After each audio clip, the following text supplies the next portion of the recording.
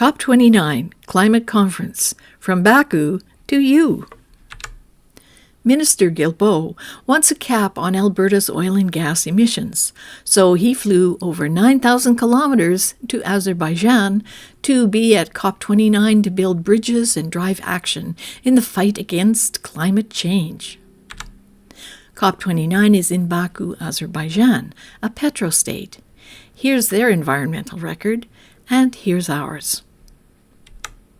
Minister Guilbeault is there with 190 countries to tackle climate change. Meanwhile, at home, his climate policies may put 100,000 people out of work. We should scrap the cap and build bridges between Ottawa and Alberta. But he's across the world trying to build bridges with other countries and drive action in the fight against climate change. No other oil and gas producing nation is putting a cap on emissions.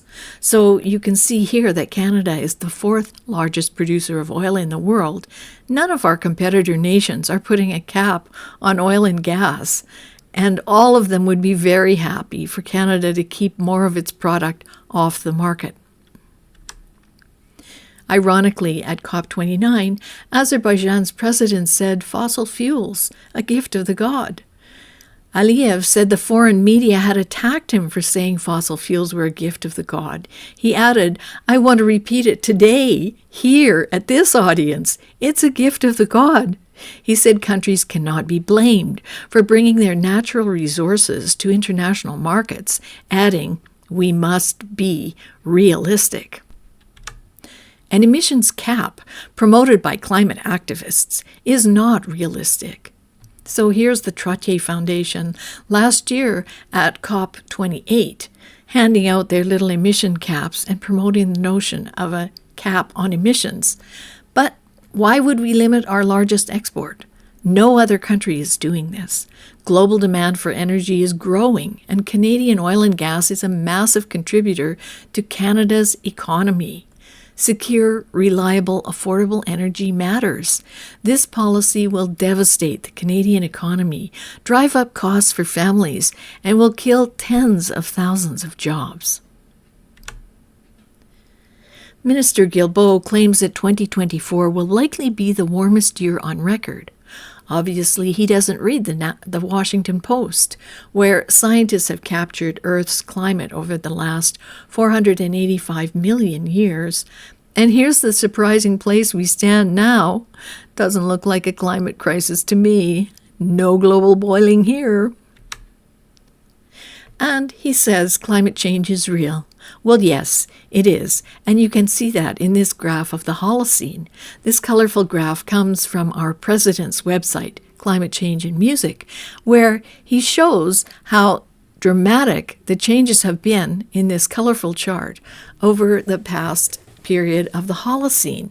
And you can see that today, we're not really in a global boiling point, are we? But really, it's all about money. This is the Climate Finance COP. And look at the money they're looking for. The World Economic Forum says beyond promises why COP29 must secure a $1 trillion climate finance goal for global action. And they mean $1 trillion a year. Do you think money will stop climate change? So just for context, here's a man, and here's $1 million. And here's a man, and here's $1 trillion. Any questions?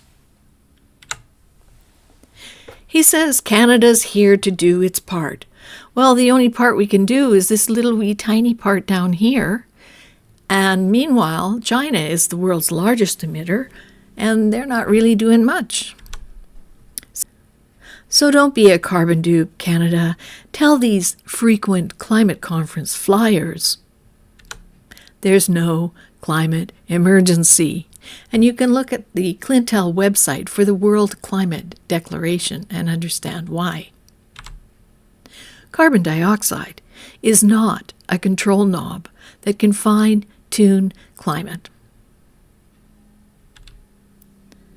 And that's your quick COP29 update for today.